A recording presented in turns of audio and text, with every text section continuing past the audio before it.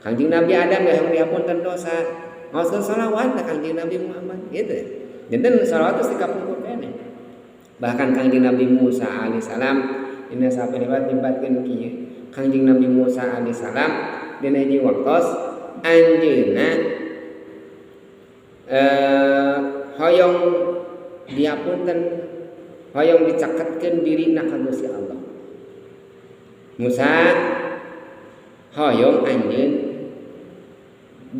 kami leuwih deukeut ka anjeun tibatan soca kana panempona kitu san Allah teh.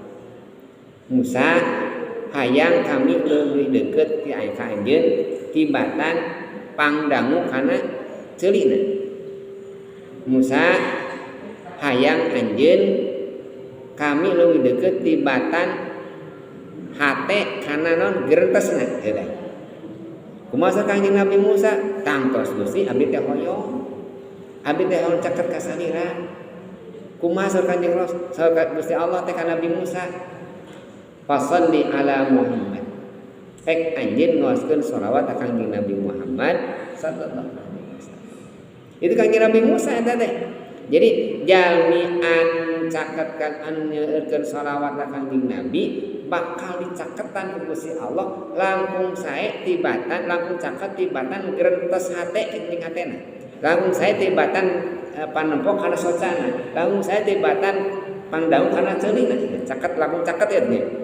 Au nyaketan teh ka jalmi anu ngaoskeun shalawat.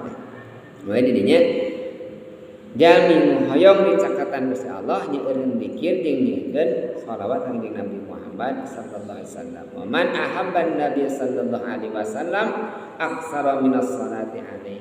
Sajalmi anu hoyong dipika cinta ka Nabi Muhammad sallallahu alaihi wasallam, maka seueurkeun ngaoskeun shalawat. Nu penting mah cinta we heula. Cinta we heula. Aya jalmi